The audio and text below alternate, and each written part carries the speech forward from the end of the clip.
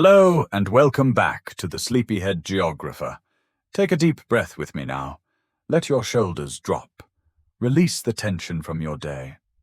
Feel yourself settling into this moment of peace. Tonight, we're traveling to a place where time itself seems painted in gold, where ancient cliffs rise from sapphire waters like sleeping giants, where every evening the sky becomes a masterpiece that has inspired poets and painters for over 1,000 years. We're journeying to Italy's Amalfi coast. But this isn't just another travel story. Tonight, we're going to discover the secret of why this particular stretch of Mediterranean coastline creates the most breathtaking sunsets on Earth. So close your eyes, if you wish. Let's step into a world where geology and history, human dreams and natural wonder all converge in that magical hour when day becomes night. Our story begins millions of years ago, in a time when Italy looked nothing like the boot we know today. Let's travel back to when this land was part of the ancient African continent, slowly drifting northward across a vast ocean called the Tethys Sea. Picture this ancient world, where the Mediterranean now sparkles, an enormous ocean stretched for thousands of miles. Along its edges, massive coral reefs grew in warm, tropical waters. These reefs would one day become the limestone cliffs that make the Amalfi coast so dramatically beautiful. The first chapter of our sunset story was written in stone. Layer by layer, year by year, the skeletons of countless sea creatures settled on the ocean floor. Corals, shellfish, and marine organisms created thick beds of limestone that would eventually rise to catch the golden light of evening. But the real magic began about 20 million years ago. Deep beneath the ocean, tremendous forces were stirring. The African continental plate was colliding with the European plate in slow motion, a cosmic dance that would reshape the entire Mediterranean region. Imagine the incredible power involved. Whole sections of ocean floor began to buckle and rise. What had been underwater for millions of years suddenly thrust upward toward the sky. The pressure was so intense that some rocks folded like ribbons, creating the dramatic angles and terraces we see today. As the limestone emerged from its watery cradle, something remarkable happened. The rock faces that had formed underwater were naturally positioned to catch light from the west. Without knowing it, geological forces had created the perfect theater for sunset viewing. But the story doesn't end there. Around 800,000 years ago, volcanic activity added another dramatic element to our tale. Mount Vesuvius and the volcanic fields of Naples began their fiery work, sending ash and lava across the region. This volcanic material would eventually become the rich, dark soil that supports the famous lemon groves and vineyards of the coast. The combination was perfect. White limestone cliffs for dramatic height and light reflection, topped with dark, fertile volcanic soil for lush vegetation. High enough to catch every ray of the setting sun, fertile enough to support human civilization. As the ice ages came and went, sea levels rose and fell dramatically. Each change carved new features into the coastline. Waves cut deep gorges into the limestone. Rivers flowing down from the newly formed mountains created the valleys where towns like Amalfi and Positano would eventually nestle. The limestone itself holds secrets that make the sunsets here so special. This particular type of rock, formed from ancient coral reefs, has tiny spaces between its crystals. During the day, these spaces absorb sunlight and warmth. As evening approaches, the stone releases this stored energy as a subtle glow, making the cliffs seem to light up from within during the golden hour. Geologists call this phenomenon thermal retention. But standing on the Amalfi coast at sunset, Watching the cliffs seem to pulse with inner light.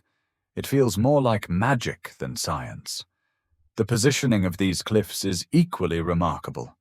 They rise at just the right angle to create what photographers call golden hour perfection. Not too steep to cast harsh shadows, not too shallow to miss the light. The limestone faces curve gently westward, like cupped hands gathering the sun's final rays. Between the cliffs, deep ravines called valloni create natural amphitheaters. These valleys funnel and concentrate the evening light, creating dramatic contrasts between bright cliff tops and shadowed depths.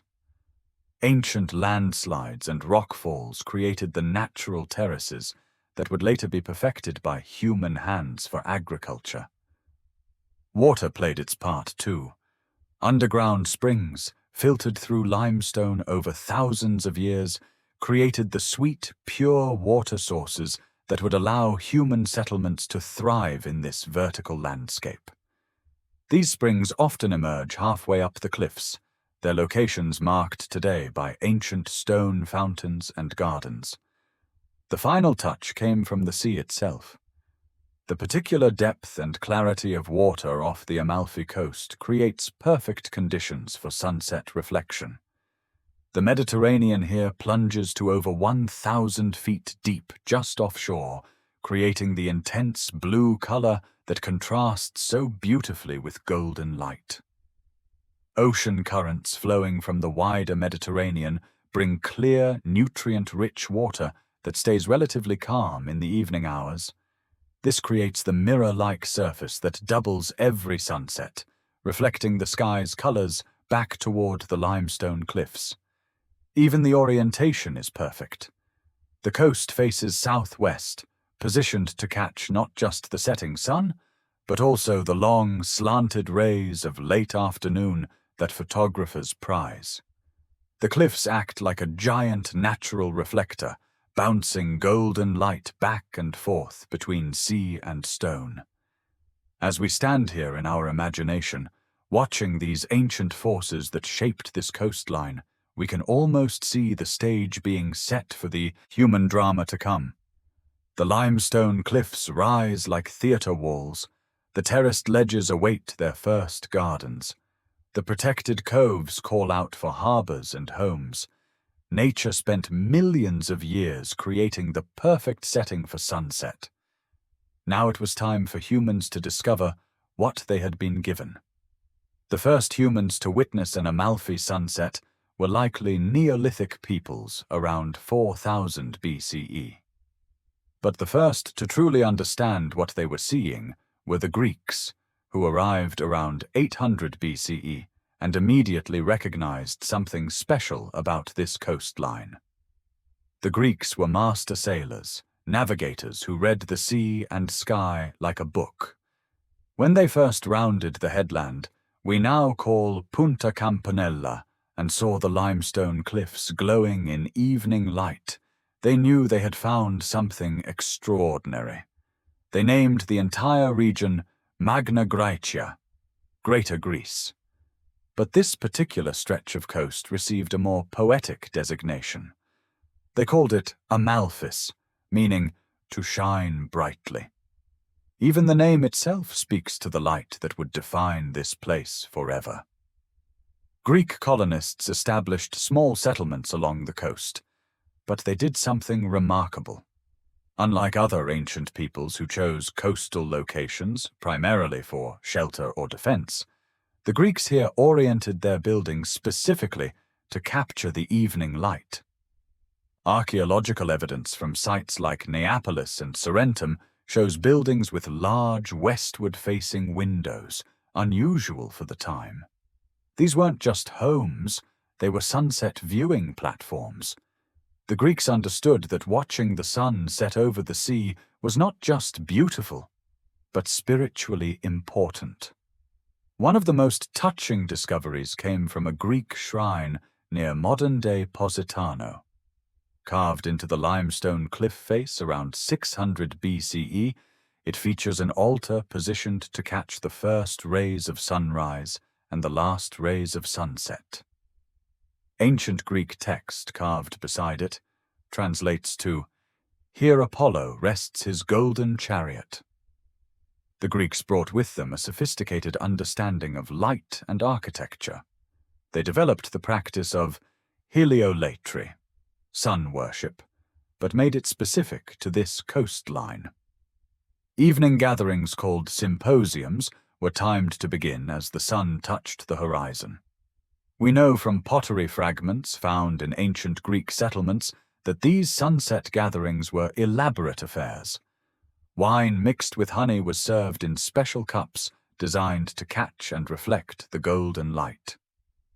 Musicians played instruments tuned to frequencies that complemented the evening's peaceful mood. But it was the Romans who truly transformed the Amalfi coast into a sunset destination. Beginning around 200 BCE, wealthy Roman families began building elaborate villas along the cliff tops, each positioned to capture perfect sunset views. The most famous of these was the villa of Emperor Tiberius on nearby Capri, but excavations have revealed dozens of similar structures along the Amalfi coast itself. These weren't just homes. They were architectural machines designed to maximize the sunset experience.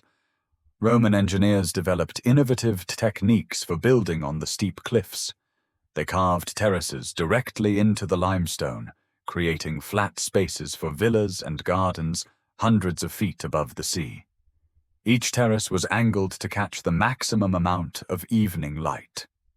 The Romans called these cliff-top estates solaria, places of sun.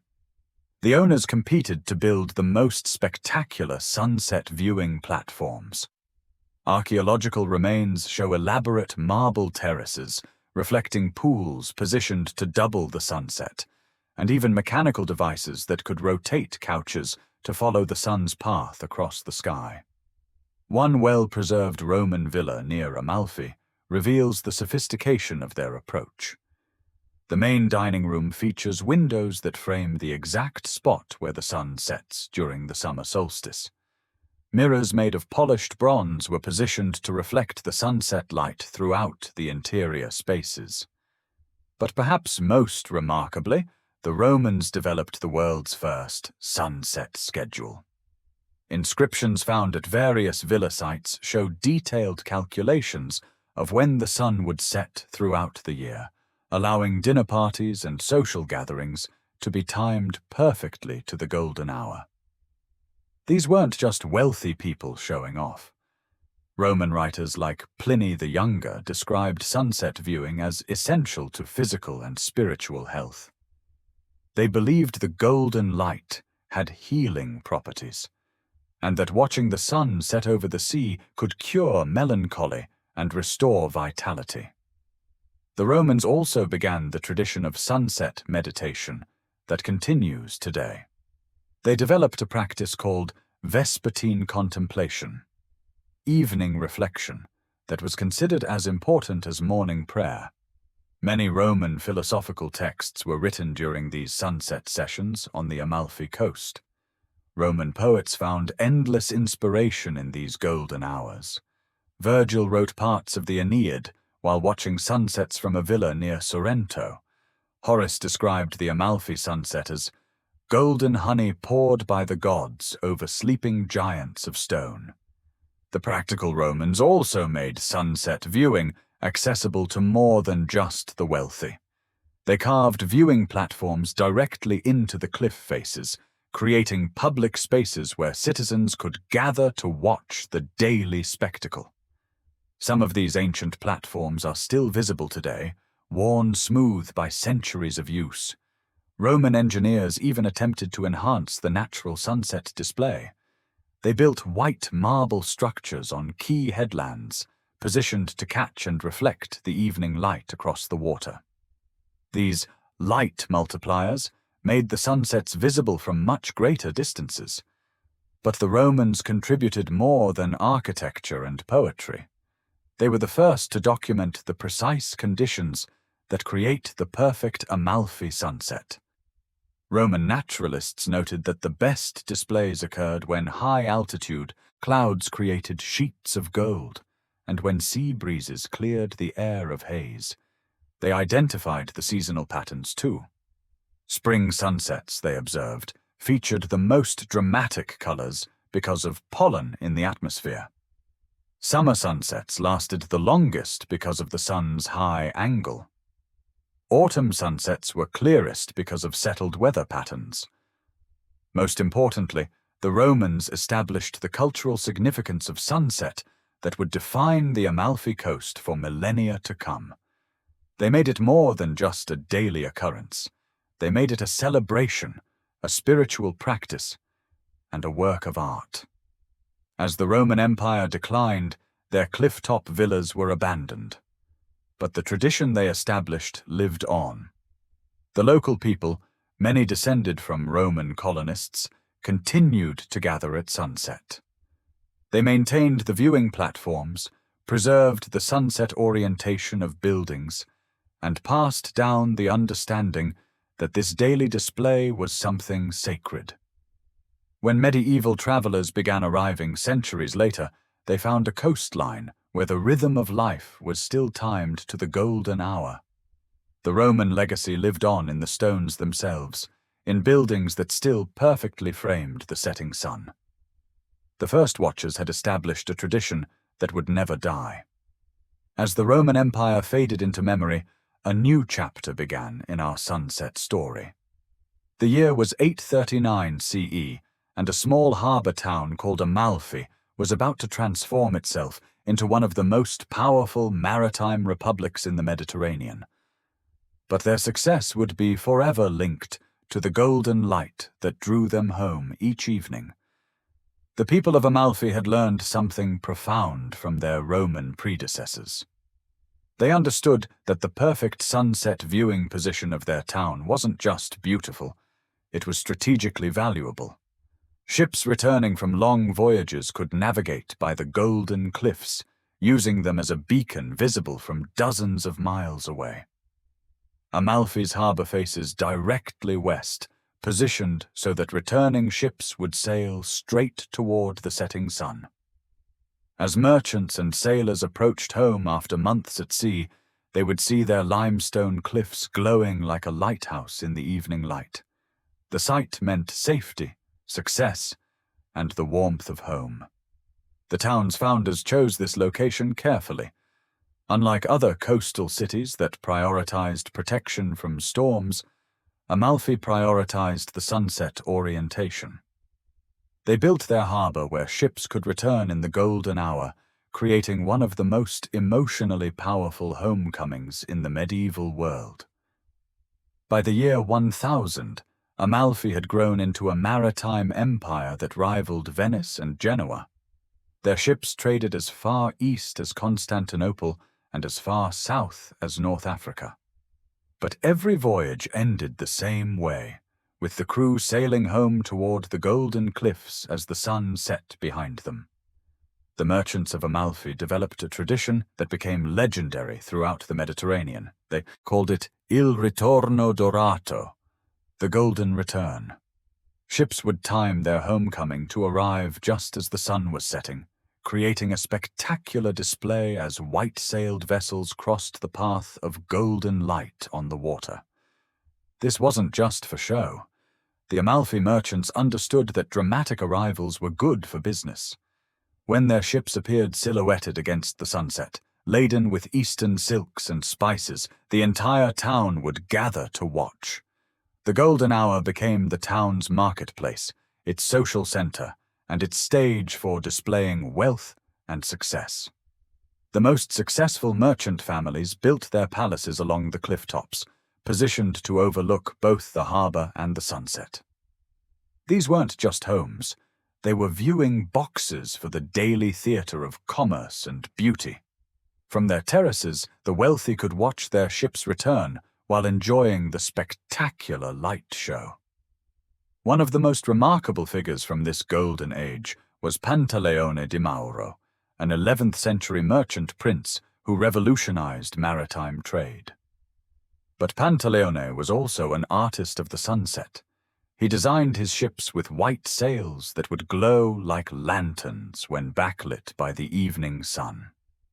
Pantaleone's innovations went beyond aesthetics. He realized that the timing of sunset arrivals could create massive psychological impact on trading partners and competitors. When foreign merchants saw Amalfi ships arriving in formation against the golden sky, it demonstrated not just wealth, but perfect organization and almost supernatural timing. The technique worked. Amalfi became known as the most prestigious trading partner in the Mediterranean. Cities competed for the privilege of hosting Amalfi merchants, partly because of their goods, but also because of the spectacle they created when they arrived. The merchants developed increasingly elaborate homecoming ceremonies.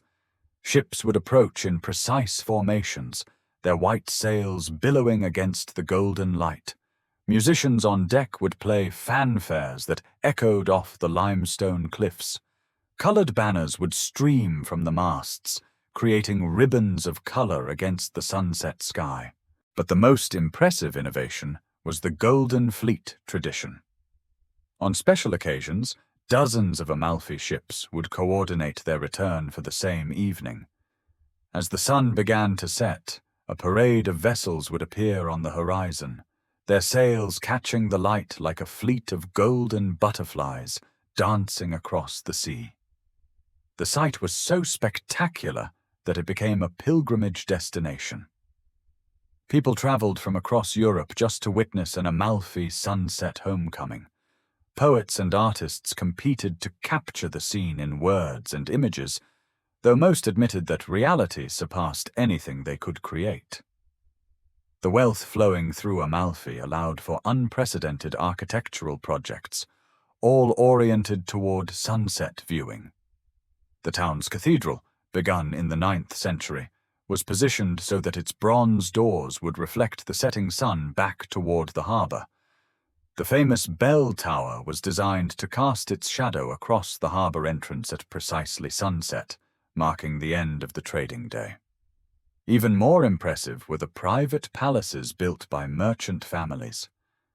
The Palazzo Ruffolo, completed in the 13th century, featured terraced gardens that created a natural amphitheater facing west.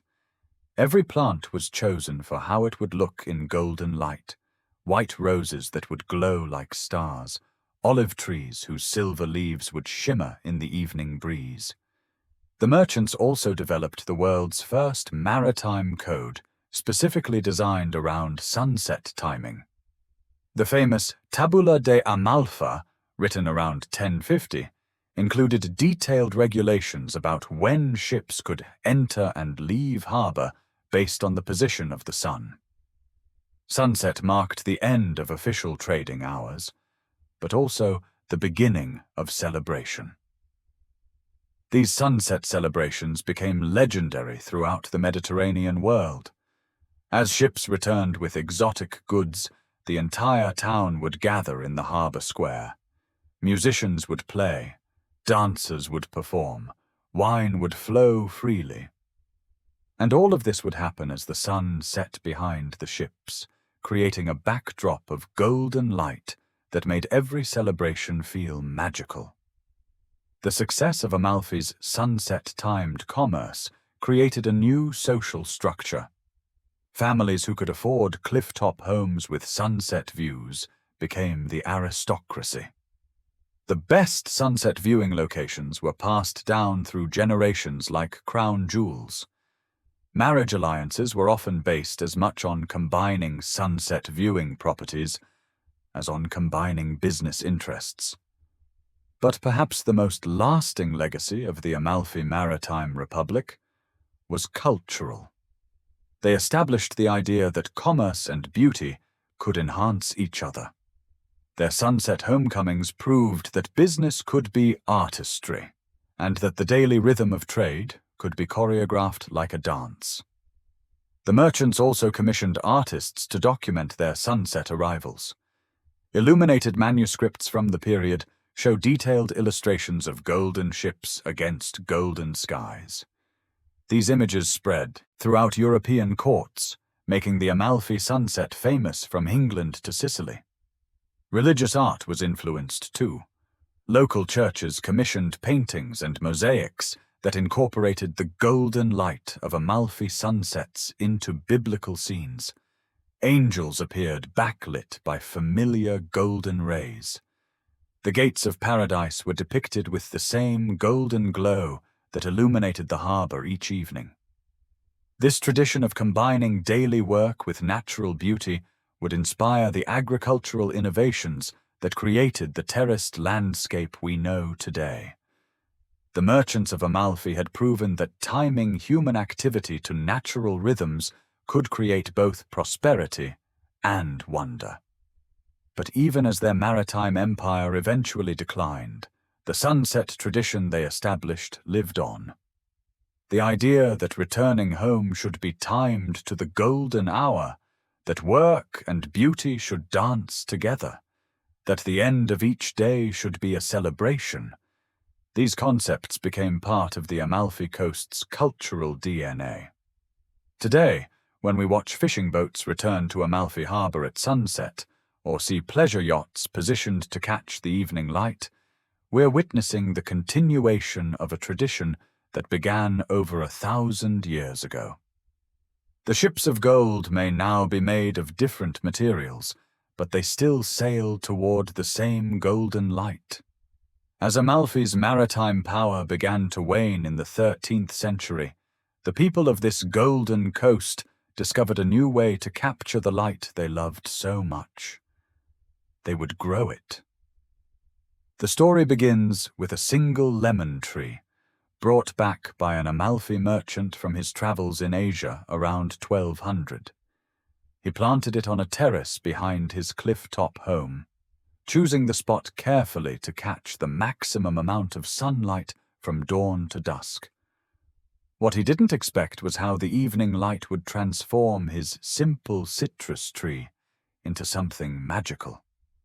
As the sun set each day, the lemons seemed to glow from within like tiny lanterns. The waxy leaves reflected the golden light, creating a shimmer that could be seen from ships approaching the harbor. What started as a practical attempt to grow exotic fruit had accidentally created a new form of living art. Word spread quickly through the tight-knit community. Other families began acquiring lemon trees, each trying to position them for the most spectacular sunset display. But there was a problem. The steep cliff sides of the Amalfi Coast offered limited flat space for growing anything. The solution came from an unexpected source. Ancient Roman engineering manuals, preserved in monastery libraries, described techniques for carving agricultural terraces into steep hillsides.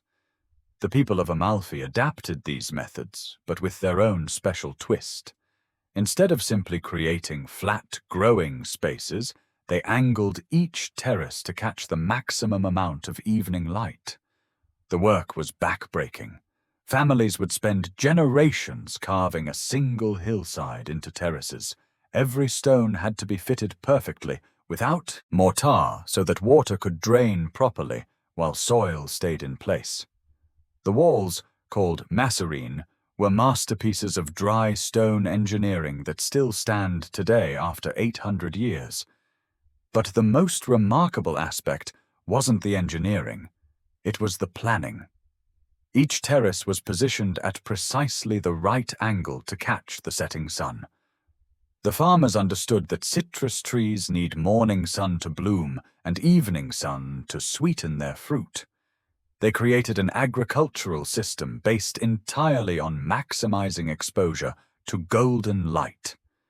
By 1400, the hillsides above Amalfi, Positano, and the other coastal towns were covered with thousands of terraced lemon groves. But these weren't ordinary farms. They were symphonies of light and agriculture designed to create the most beautiful sunset displays imaginable. The farmers developed varieties of lemons specifically suited to their unique growing conditions. The famous Sfusato Amalfitano lemon was bred to be larger and more translucent than ordinary citrus. When backlit by sunset, these lemons glowed like golden orbs suspended among silver-green leaves. The timing of agricultural work was synchronized entirely to the rhythm of light. Harvesting was done in the early morning and late afternoon, when the slanted rays made it easy to spot the ripest fruit. But the most important work, pruning, grafting, and planting, was always done during the golden hour, when farmers could see exactly how each branch would catch the evening light. Families developed their own techniques for maximizing the sunset display of their groves. Some planted jasmine and honeysuckle between the lemon trees, creating cascades of white flowers that would glow against the darker citrus foliage. Others used the natural limestone of the terrace walls as reflective surfaces, positioning white stones to bounce extra light onto their trees. The most sophisticated families created what they called giardini di luce, gardens of light. These were terraces designed as much for beauty as for agriculture, where every plant was chosen and positioned to contribute to the evening display. Lemon trees provided the golden fruit and silver leaves. White roses offered points of brightness. Olive trees added texture with their constantly shifting foliage. But the true masterpiece was the coordination between neighboring terraces. Families would plan their plantings together, creating hillside compositions that unfolded like golden tapestries as the sun set. A grove of young trees with bright green leaves might be positioned above a grove of older trees with silver-green foliage, creating layers of color and texture that shifted constantly in the changing light. The work required incredible patience. A lemon tree takes 7 years to mature and produce significant fruit. Families were literally planting for their grandchildren, creating sunset displays that wouldn't reach full beauty for decades. But they also developed techniques for enjoying their groves immediately.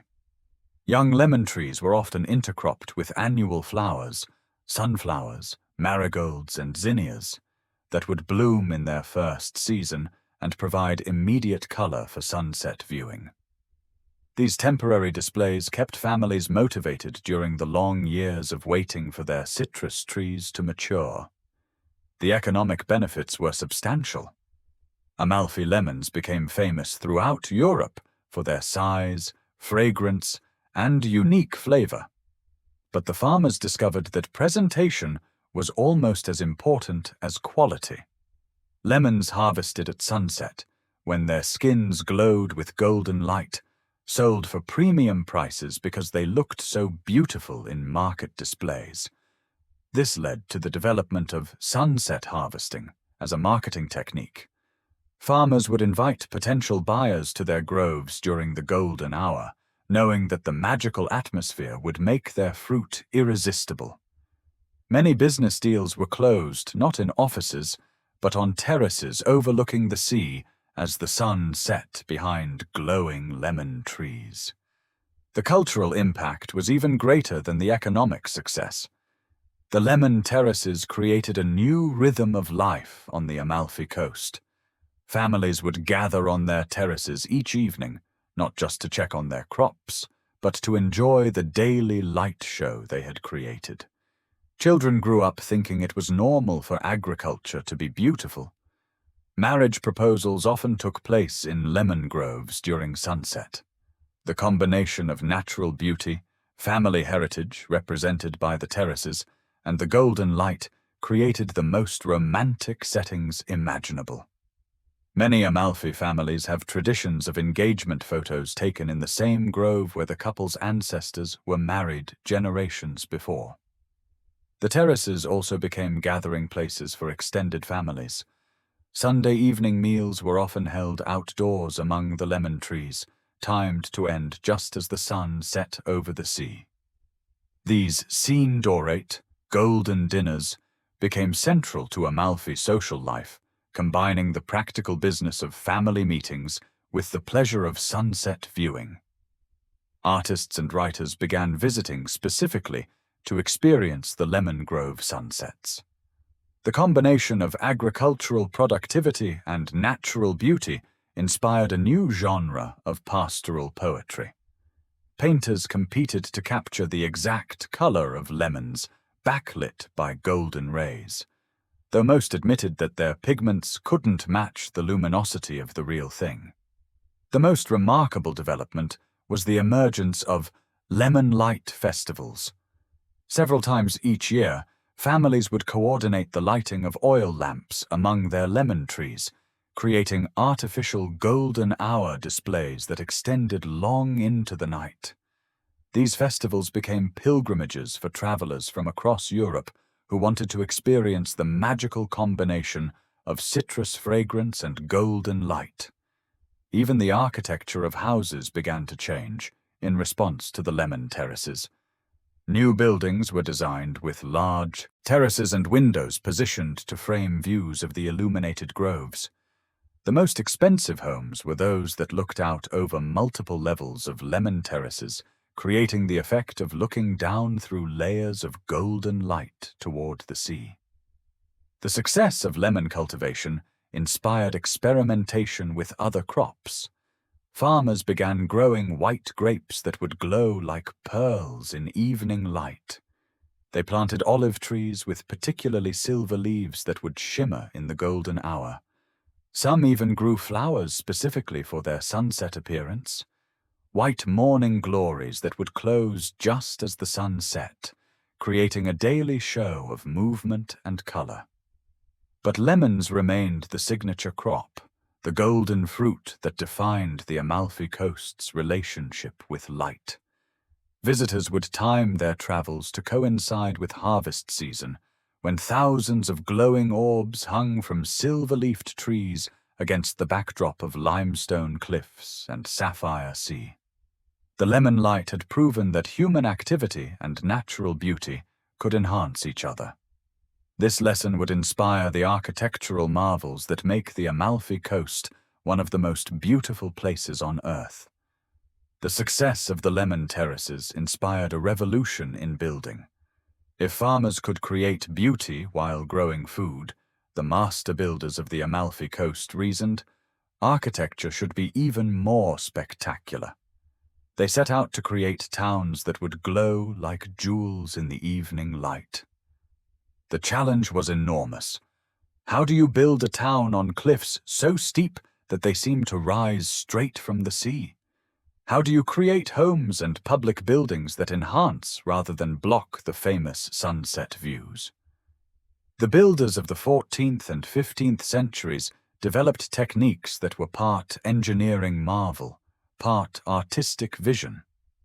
They began with the stone itself. The local limestone was perfect for their needs, strong enough to support multi-story buildings, but soft enough to carve with precision. More importantly, this particular stone had a unique quality that made it ideal for sunset viewing. During the day, the limestone absorbed heat and light. As evening approached, it would release this stored energy as a subtle glow, making entire buildings seem to light up from within. But the builders discovered they could enhance this natural phenomenon. By polishing certain surfaces and leaving others rough, they could control exactly how each building would look in the golden hour. Smooth surfaces would reflect the sunset directly, creating bright highlights. Rough surfaces would hold and diffuse the light, creating gentle glows.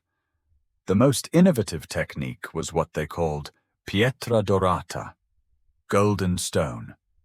By adding crushed seashells and mica flakes to the mortar, they created buildings that would literally sparkle in sunset light. The tiny reflective particles would catch every ray, making walls shimmer like they were embedded with stars. The positioning of buildings required even more sophistication. Unlike flat coastal towns where builders could work with a grid system, the Amalfi Coast demanded that each structure be positioned individually to maximize both structural stability and sunset viewing potential. Master builders developed detailed maps showing exactly how shadows would fall at different times of year. They understood that a building positioned incorrectly could cast shadows that would ruin sunset viewing for an entire neighborhood. The most skilled builders could calculate shadow patterns for any date and time, ensuring that new construction enhanced rather than blocked existing views. The solution they developed was revolutionary: vertical neighborhoods where every level had access to sunset light.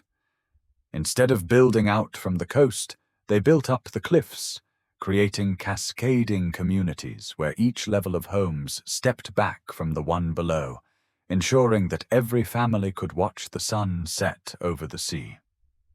These weren't random arrangements. The builders created sophisticated geometric patterns that worked both structurally and visually. Houses were positioned to create natural amphitheaters facing west, with public spaces and gardens arranged to frame perfect sunset views. The entire towns became sunset viewing platforms, where hundreds of families could gather each evening without blocking each other's views. The most spectacular example was the reconstruction of Positano in the 15th century. The old town had been damaged by landslides and needed to be completely rebuilt. The master builder, Giovanni da Procida, conceived of the new town as a single giant staircase descending toward the sea, with every step positioned to catch the setting sun.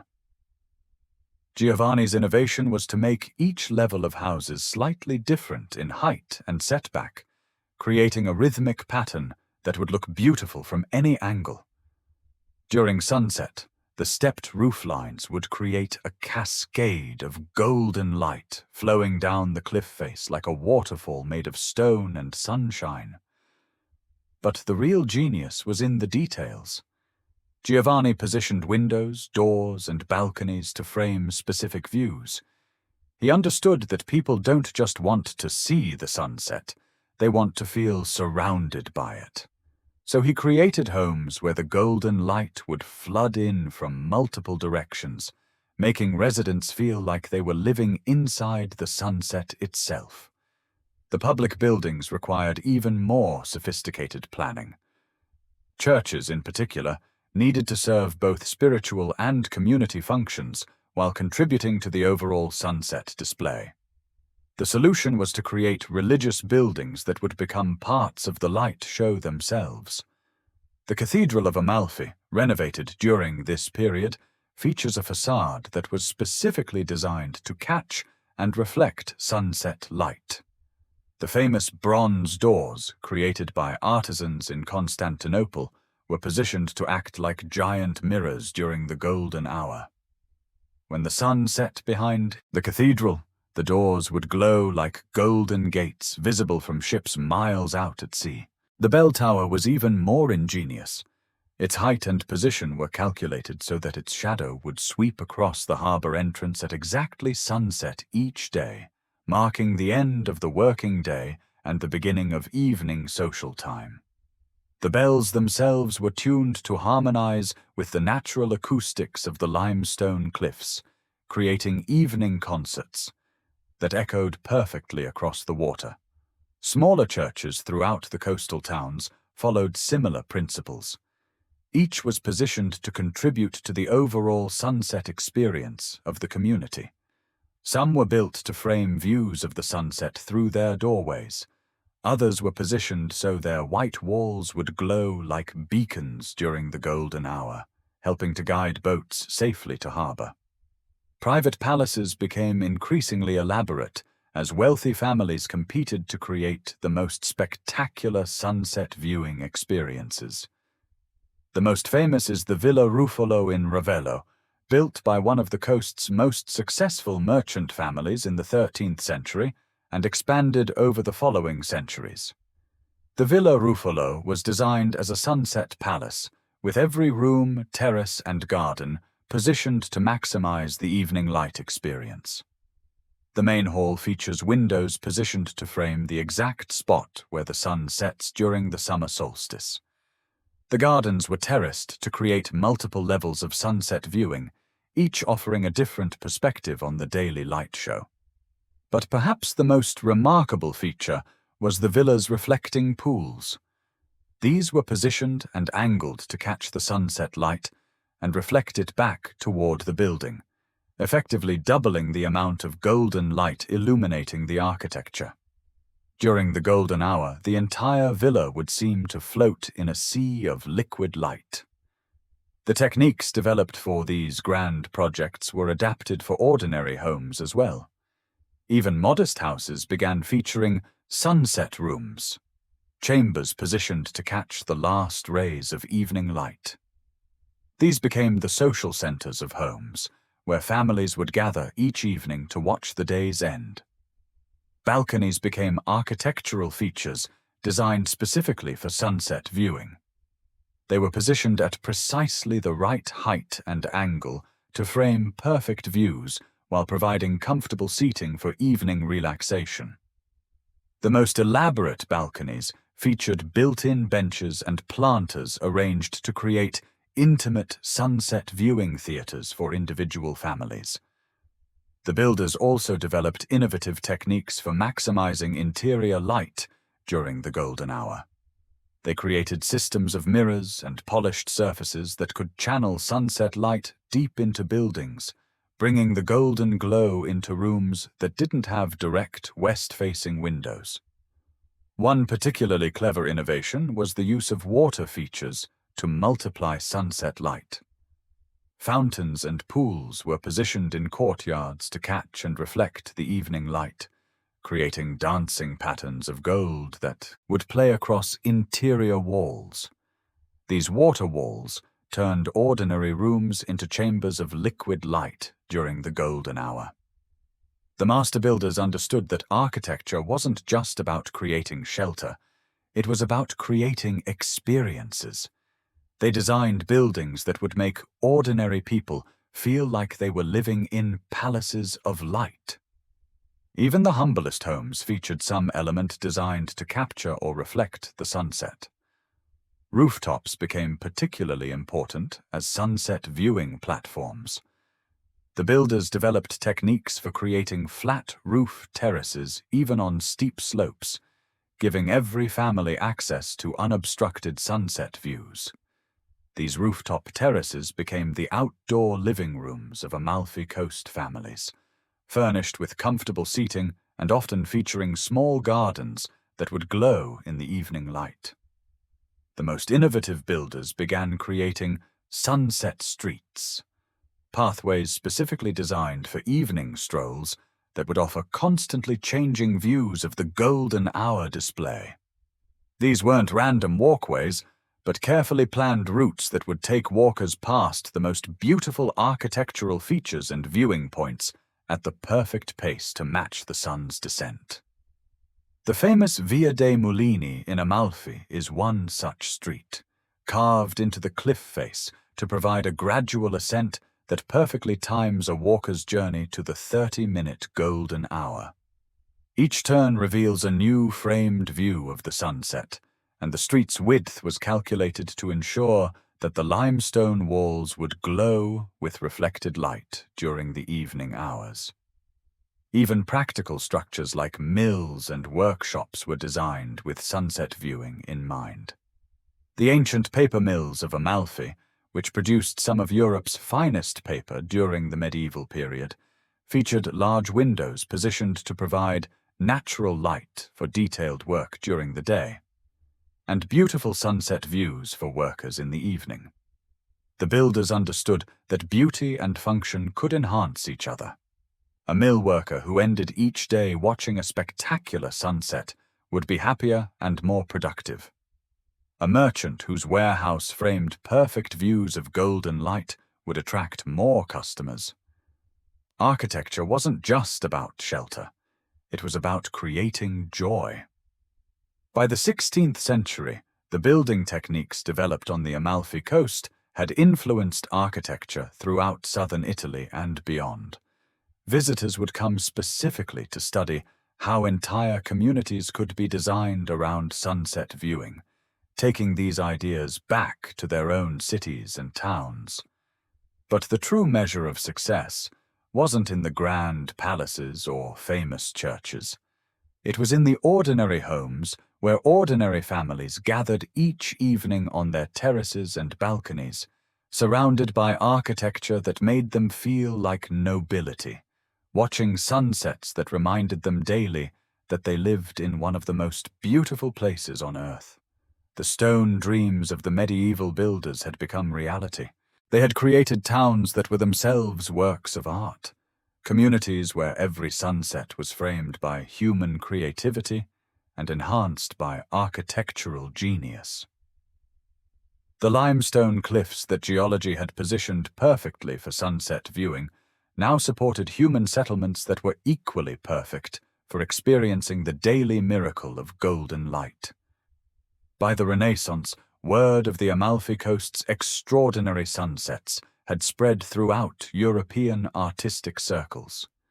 But it took a Flemish painter named Willem van der Meer to truly capture what made this place so special.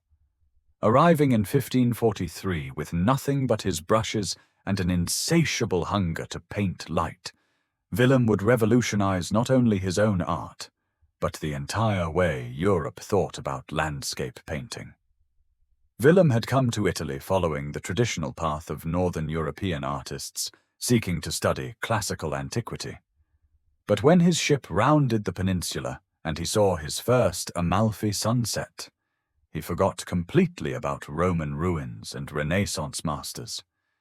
Here was light unlike anything he had ever imagined possible.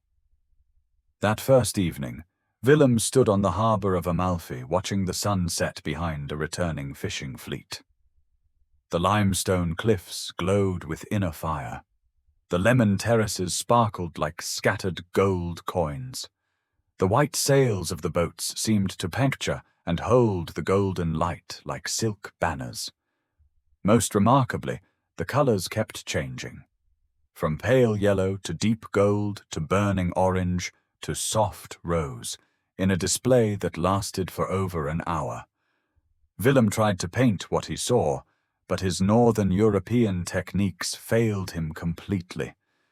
The careful layering of oil paints that worked so well for the soft, grey light of Flanders created muddy, lifeless colours when applied to the brilliant clarity of Mediterranean sunset.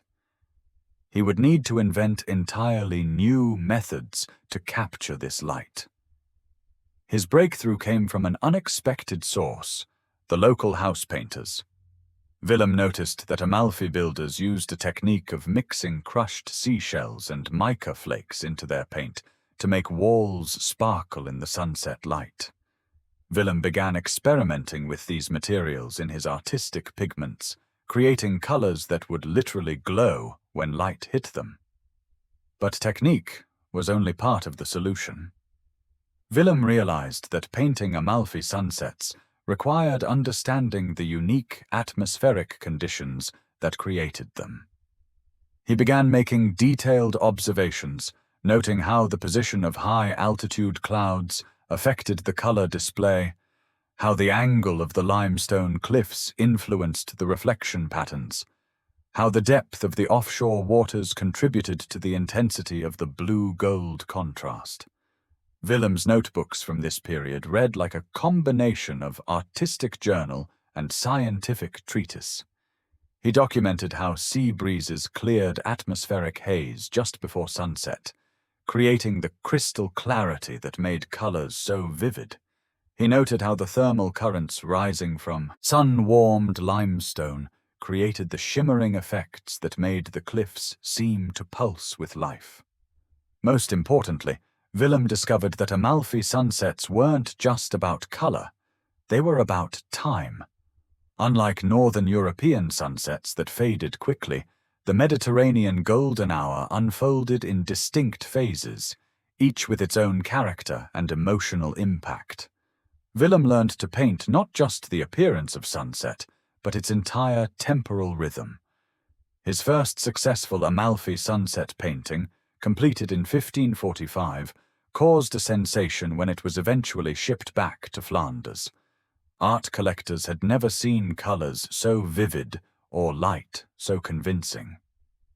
But more than technique, Willem had captured something emotional, the sense of peace and wonder that comes from watching a perfect sunset in a perfect setting. Word spread quickly through European courts.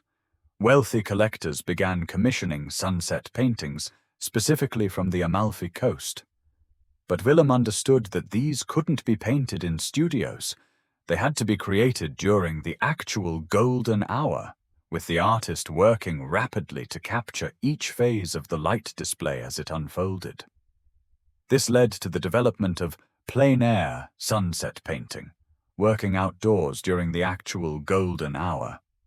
Willem would set up multiple canvases on cliff-top terraces, painting different phases of the same sunset on different canvases, then combining these studies into larger, finished works back in his studio.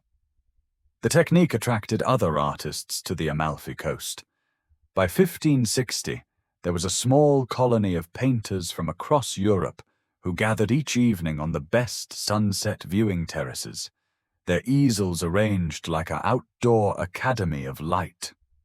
These artists developed techniques that would eventually influence the Impressionist movement centuries later.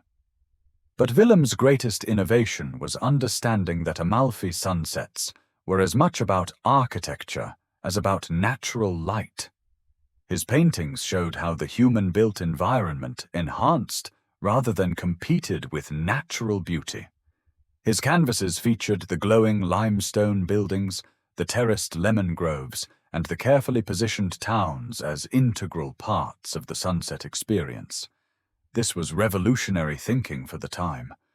Most landscape painting treated human structures as intrusions on natural beauty. Willem showed that at the Amalfi coast, human creativity and natural wonder had merged into something greater than either could achieve alone. His paintings celebrated not just beautiful light, but beautiful living. Willem's success attracted patronage from the most powerful families of the region.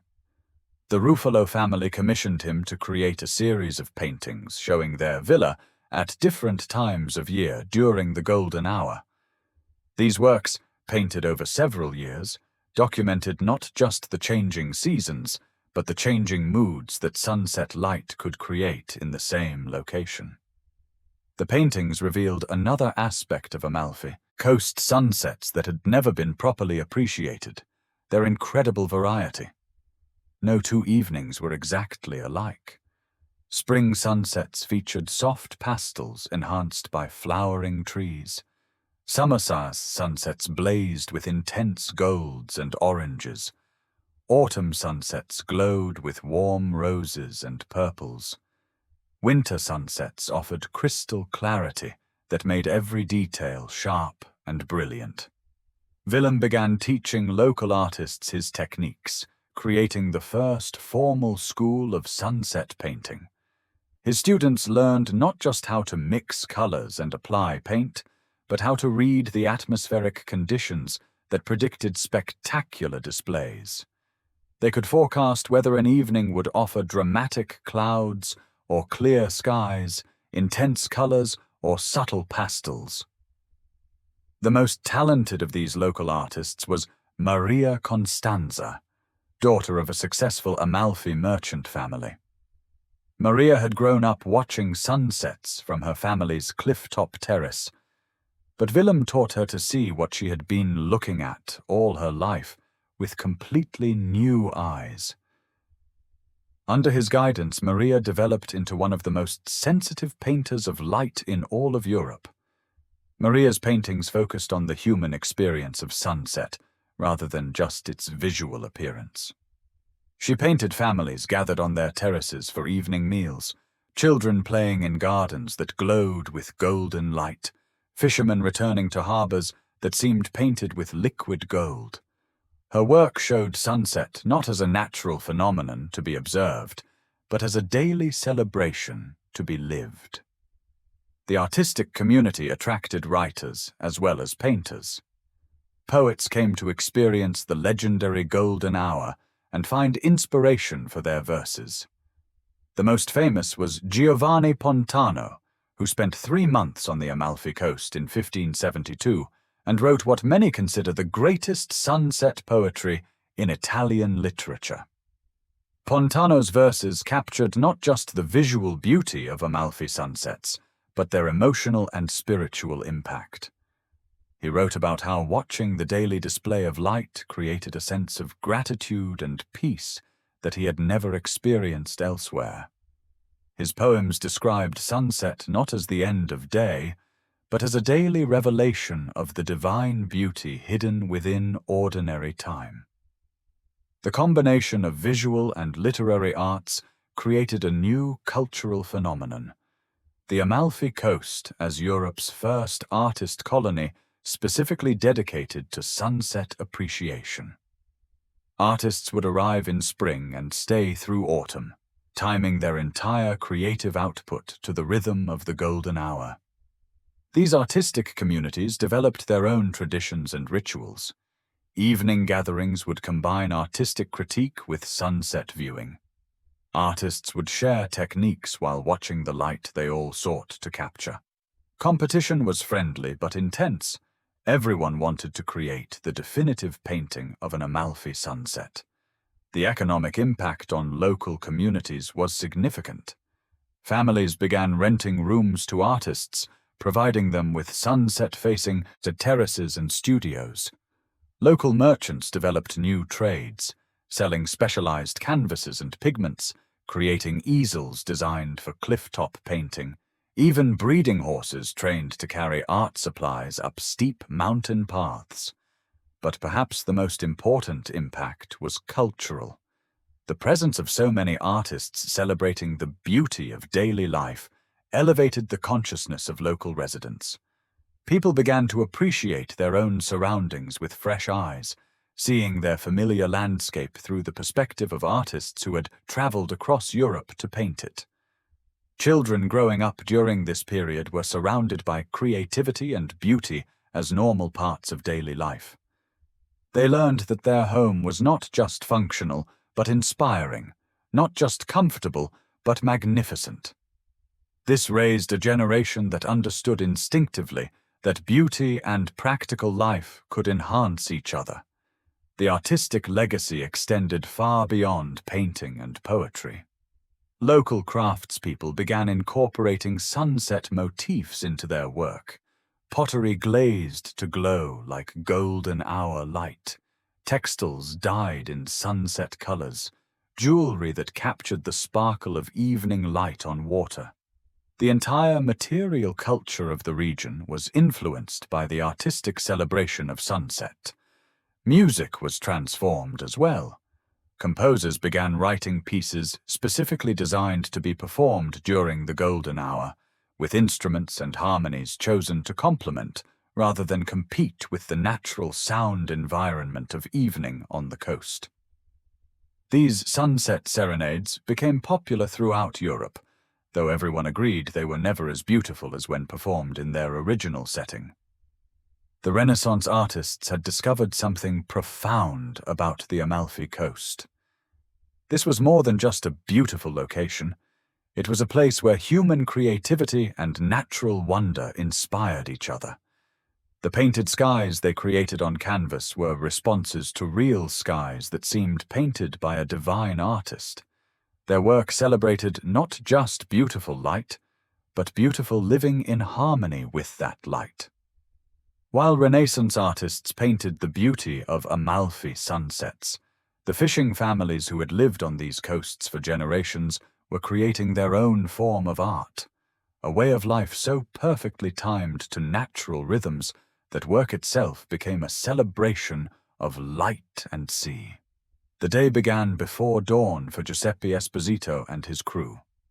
Like his father and grandfather before him, Giuseppe was a pescatore di alba, a dawn fisherman whose daily rhythm was timed not by clocks, but by the sun's journey across the sky. But the real artistry of his profession revealed itself in the evening, when the simple act of returning home became a masterpiece of timing and tradition. Giuseppe's boat, the Stella del Mare, was built by his great-grandfather in 1847, using techniques passed down through generations of Amalfi boat builders. But this wasn't just any fishing vessel. It was designed specifically to look beautiful when silhouetted against the sunset. The hull was painted white to glow like a pearl in evening light. The sail was cut from canvas woven with a subtle gold thread that would catch and hold the last rays of sun. The morning departure was practical. Fishing is best when the water is calm and fish are feeding near the surface. But Giuseppe and his crew always timed their return to arrive just as the sun was beginning to set. This wasn't vanity. It was tradition that served both practical and spiritual purposes. The practical benefits were significant. Returning at sunset meant arriving when the limestone cliffs were most visible, providing perfect navigation landmarks. The golden light made it easy to spot rocks and shallow areas that could damage boats. Most importantly, arriving at sunset meant the catch would be unloaded during the cooler evening hours, preserving the fish quality. But the spiritual dimensions were even more important. Giuseppe's family, like most Amalfi fishing families, believed that the day's work wasn't complete until it was offered to the beauty of sunset. The successful return of the boats, the safe delivery of the crew, the bounty of the sea, all of these were seen as gifts that should be received in gratitude during the most beautiful hour of the day. This philosophy shaped every aspect of traditional fishing life. The boats were maintained to contribute to the sunset display. Sails were patched with golden thread. Hulls were painted in colors that would glow in evening light. Even the fishing nets were woven from materials chosen for their appearance when backlit by the setting sun.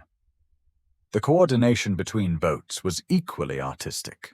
Multiple families would time their return for the same evening, creating processions of white-sailed vessels crossing the path of golden light. These weren't random gatherings. They were carefully choreographed displays that had been refined over generations.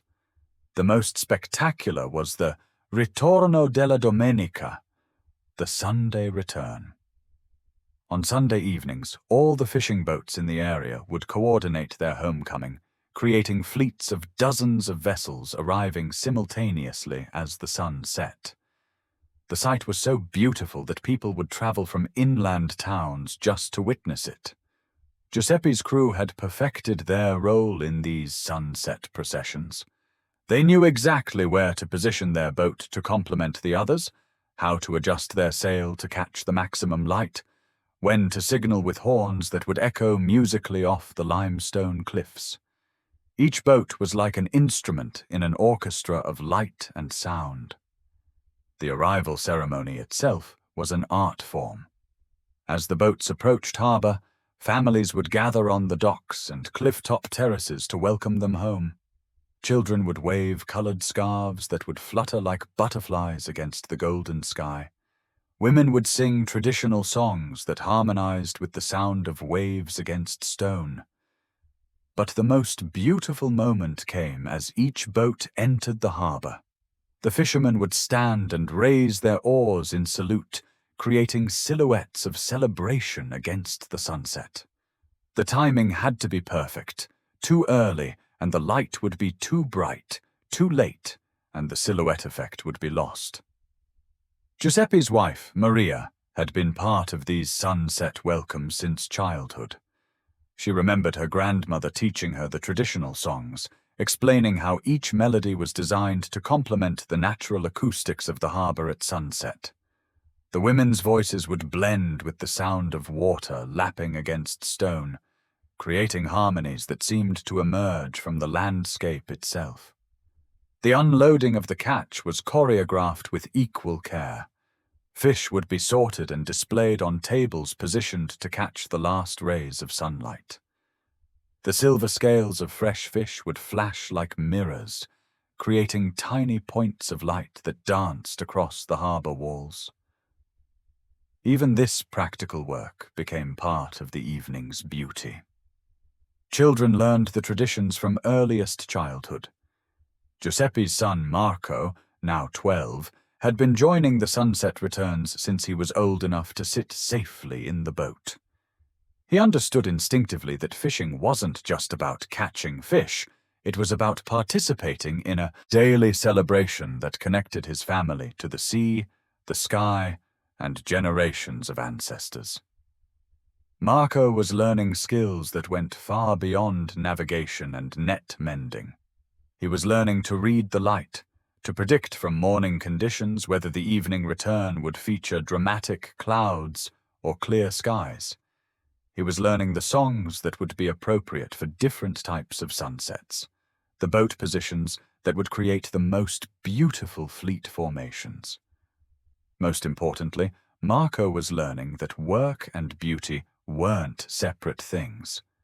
His family's livelihood came from the sea, but their spiritual life came from the daily ritual of receiving that livelihood in gratitude during the most beautiful hour of each day. Work wasn't something to endure until beauty could be enjoyed. Work itself could be beautiful. The fishing families had developed dozens of traditions around the sunset return. Successful fishing days were celebrated with extra displays, colorful flags flown from the masts, special songs sung by the crew, synchronized rowing that would create rhythmic splashes perfectly timed to the music. Poor fishing days had their own rituals, quiet approaches that emphasized gratitude for safety over disappointment about the catch. Special occasions called for extraordinary displays. During religious festivals, the fishing boats would be decorated with flowers and colored paper that would glow like stained glass when backlit by sunset. Wedding celebrations featured boat processions where the bride and groom would stand together in the bow of the lead vessel, framed by the golden light as they sailed toward their new life together. The most elaborate celebrations were reserved for the feast day of St. Andrew, patron saint of fishermen.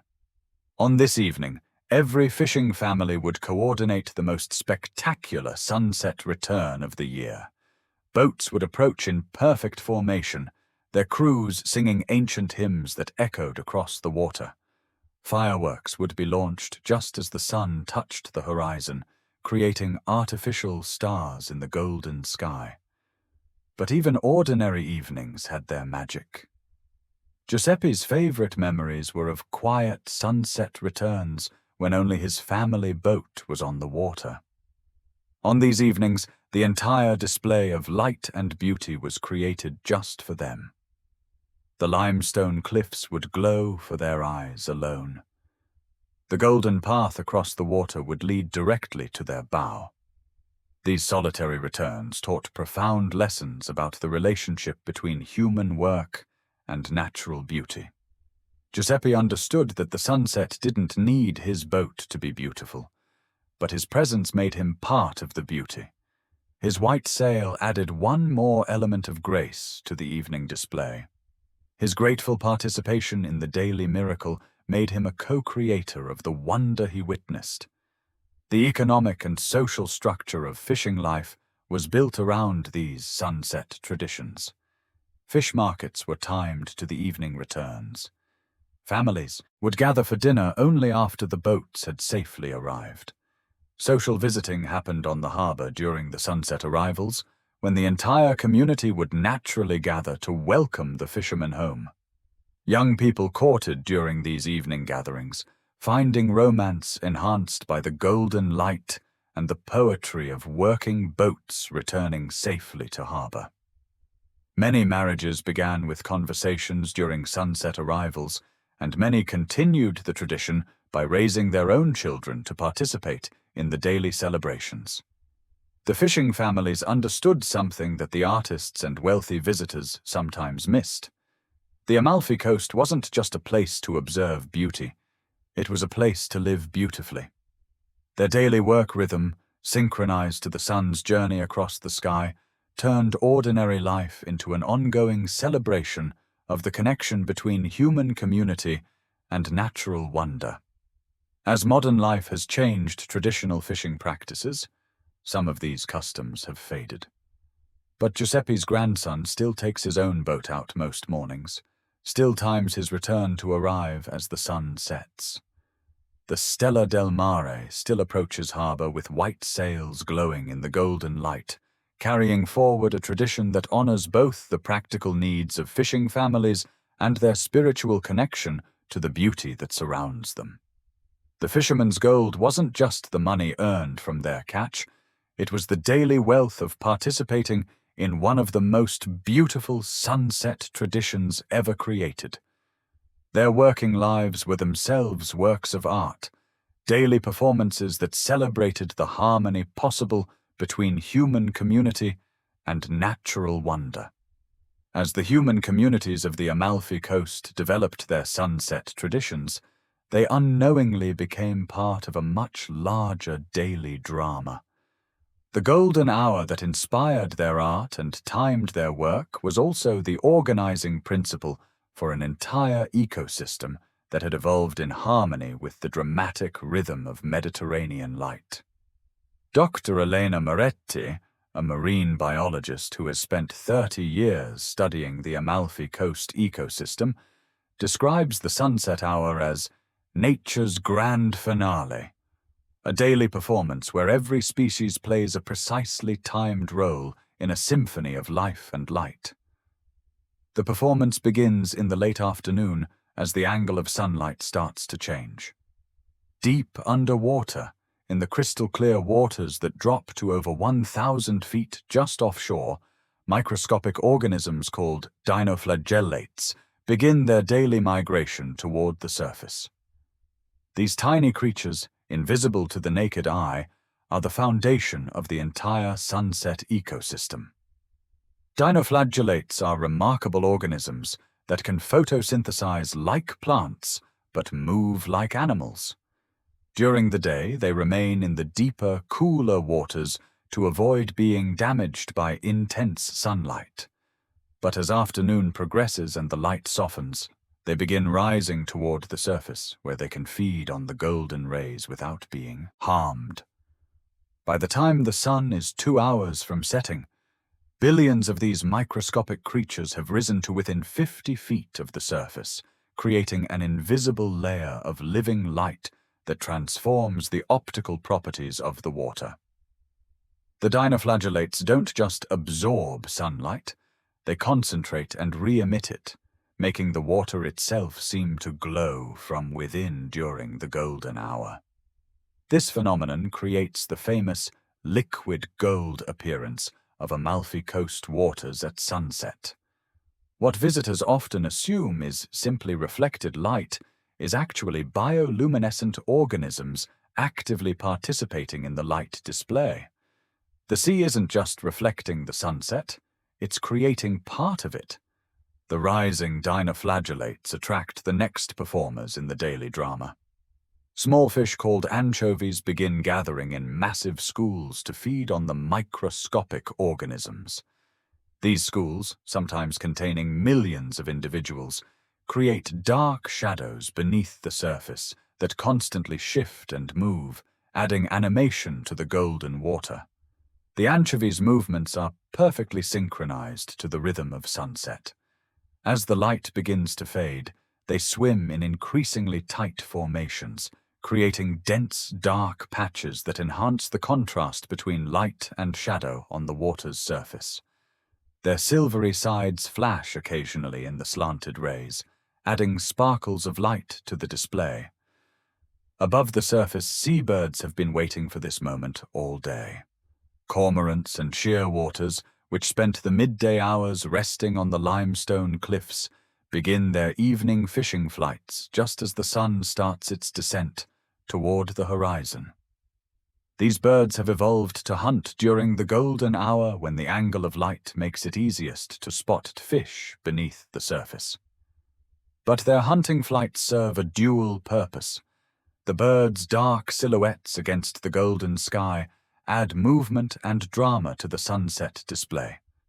Flocks of cormorants flying in V formations create natural choreography that changes constantly as they dive and soar above the glowing water. The most spectacular aerial performers are the swallows. Throughout the coastal towns, these small birds have been resting in the shade during the heat of the day. But as evening approaches, they emerge by the thousands to hunt insects in the soft, golden air.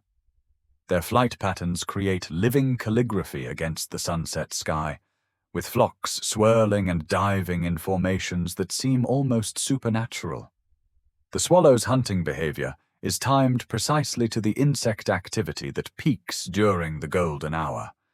As the air temperature cools slightly and humidity increases, millions of tiny flying insects emerge from their daytime hiding places. The swallows know exactly when and where these insects will appear, creating feeding frenzies that look like celebration dances in the golden light. On the cliff-top terraces and gardens, plants are preparing for their own sunset performance. The lemon trees that made the coast famous have evolved to maximize their interaction with the slanted rays of evening light. Their waxy leaves are positioned at angles that will catch and reflect the golden rays, making entire groves shimmer in the evening breeze. But the lemon trees are just the most obvious plant performers. Wild rosemary and thyme, growing in cracks between limestone rocks, release their essential oils most strongly during the warm evening hours. The result is a fragrant cloud that drifts on sea breezes, adding olfactory beauty to the visual display of sunset. Evening primroses, planted in many coastal gardens specifically for their sunset behavior, begin opening their pale yellow flowers just as the golden hour begins.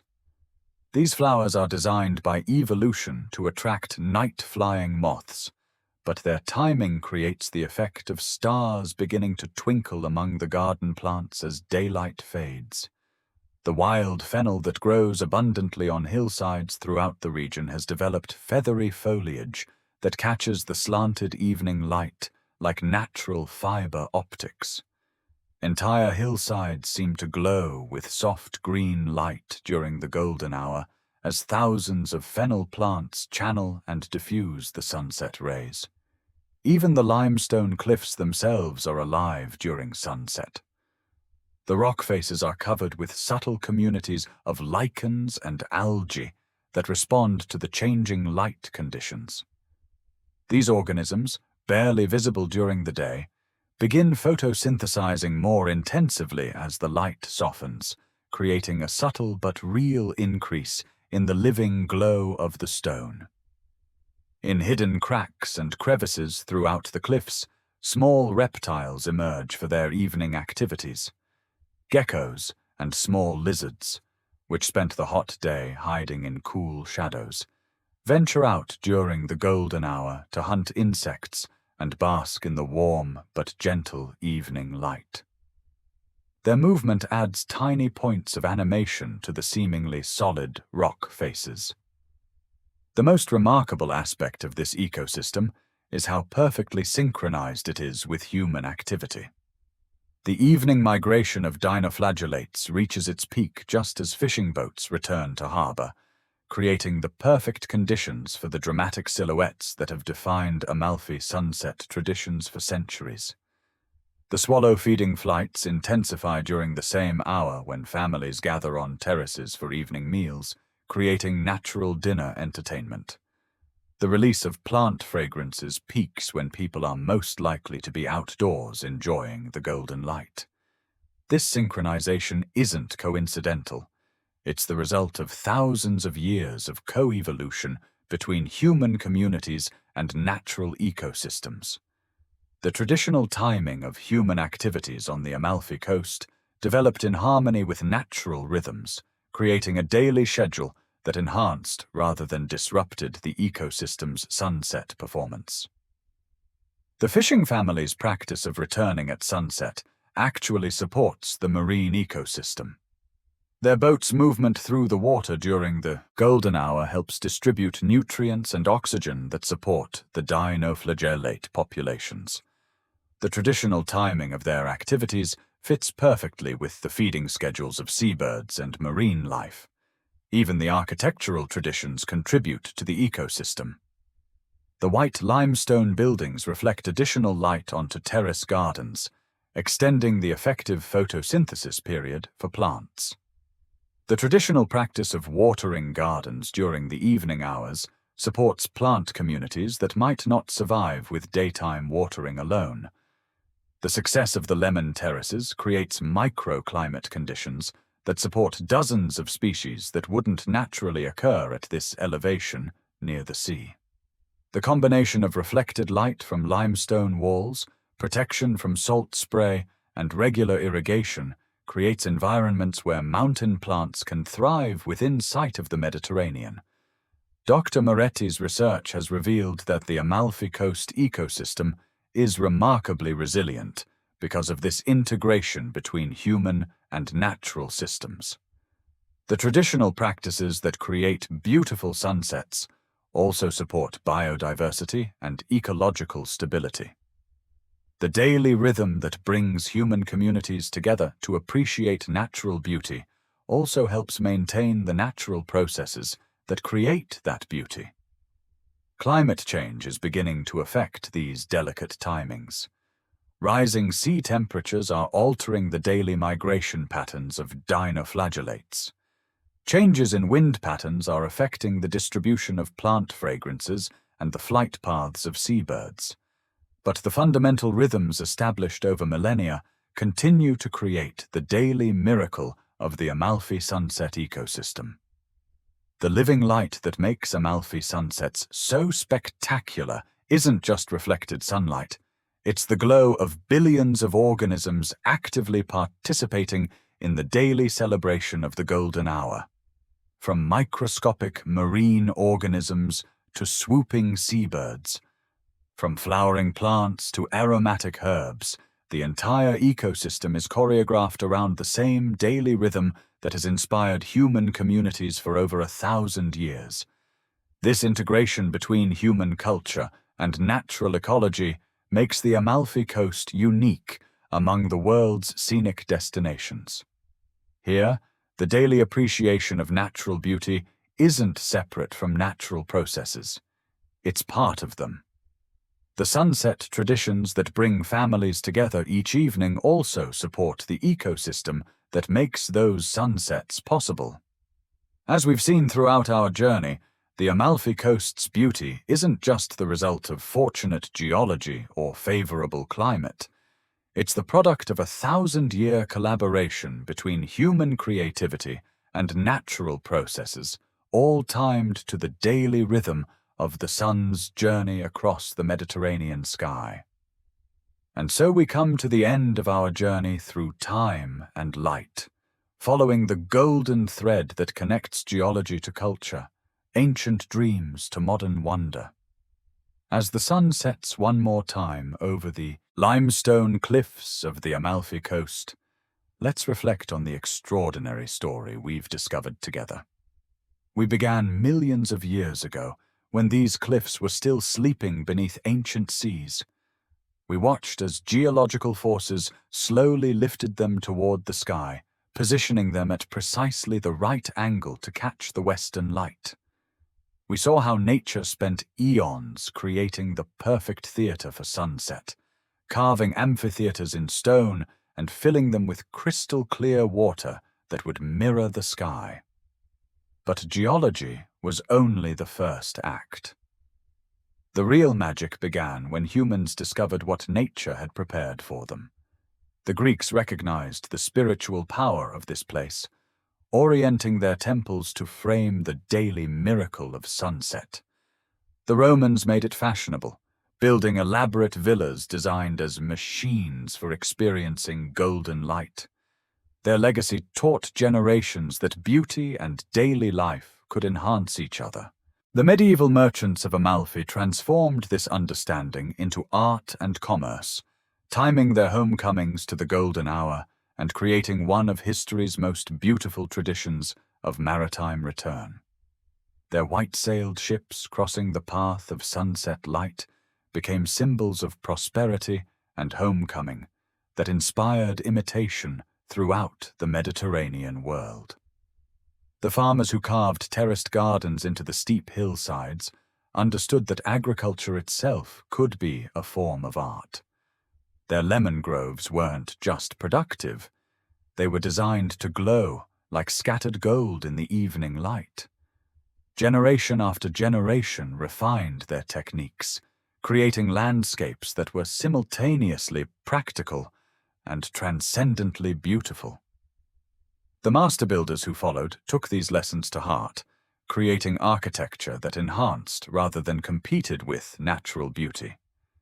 They built towns that would glow like jewels in the golden hour, homes where every family could participate in the daily celebration of light. Their stone dreams became reality in communities where beauty was not a luxury, but a fundamental part of daily life. Renaissance artists discovered in these sunset traditions a new way of seeing the relationship between human creativity and natural wonder. They learned that the most inspiring art didn't just observe beauty, but participated in it, becoming part of the daily miracle they sought to capture. Their painted skies celebrated not just beautiful light, but beautiful living.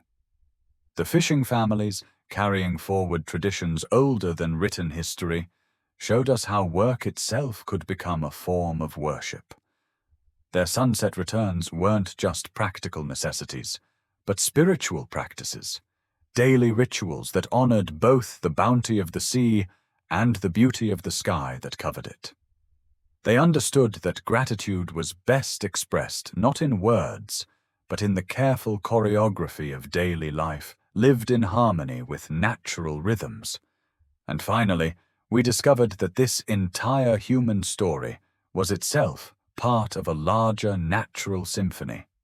The ecosystem of the Amalfi Coast had evolved around the same daily rhythm that inspired human traditions.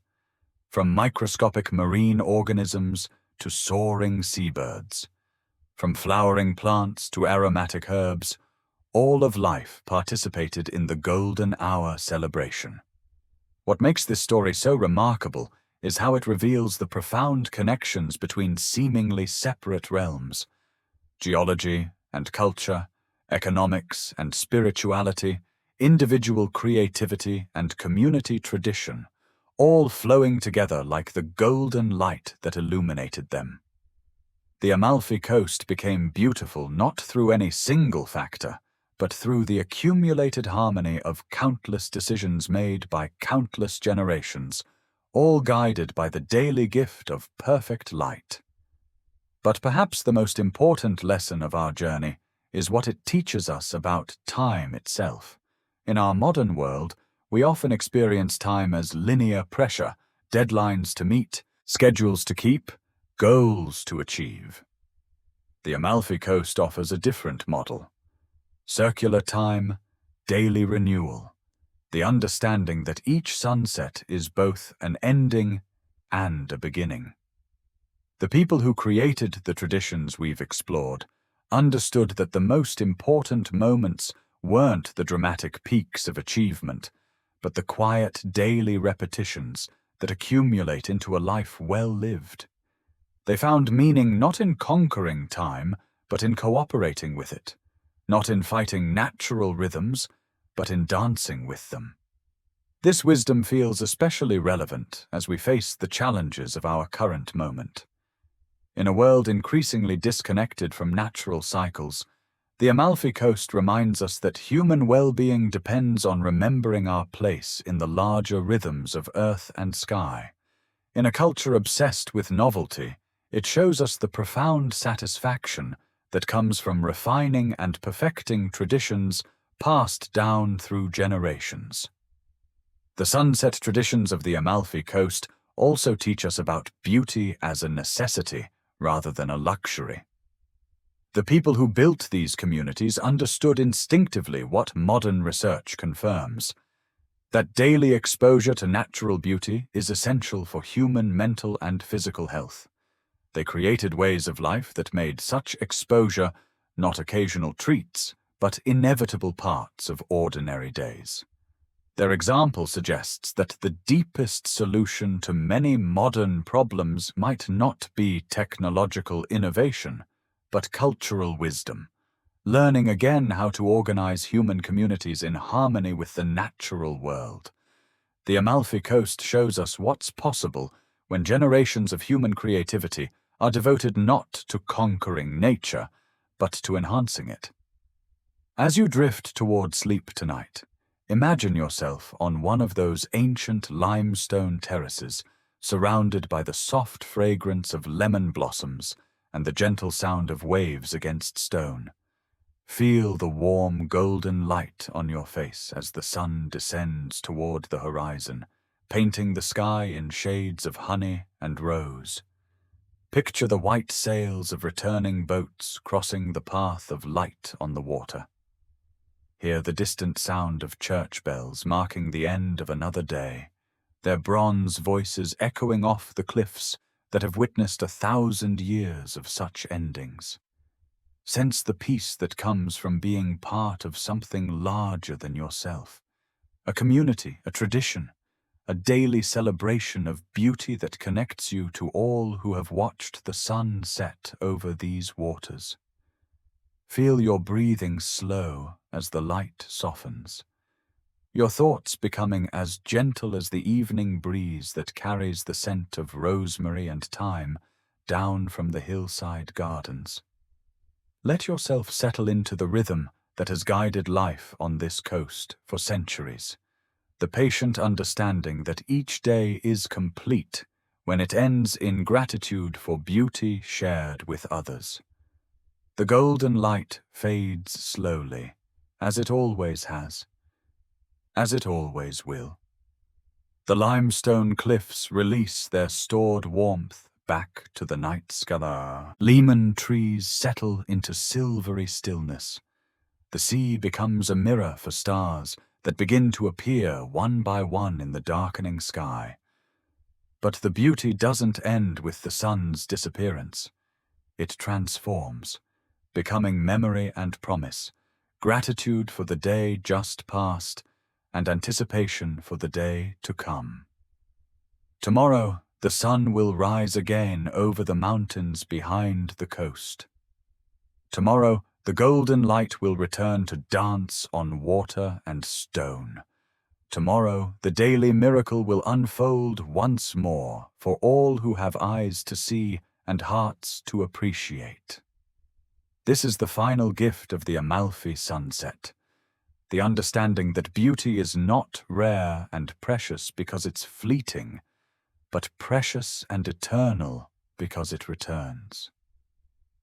Each sunset is unique, yet each is part of an endless pattern that connects us to all who have watched the light fade over these waters, and all who will watch it fade in years to come. Rest now in the peace of this ancient rhythm. Let the golden light we've followed through time settle into your dreams, and know that somewhere, even as you sleep, the sun is setting over limestone cliffs that have been waiting patiently through millions of years to catch and hold its light, creating daily moments of wonder for any who pause to receive them. The sleepyhead geographer wishes you gentle dreams filled with golden light, warm stone, and the quiet satisfaction that comes from understanding your place in the beautiful, endless story of sunset over the Amalfi Coast. Sleep well, my friend. Tomorrow brings another sunset, another chance to witness the daily miracle that connects earth and sky, past and present, solitude and community, in the perfect harmony of golden light over ancient stone. Good night.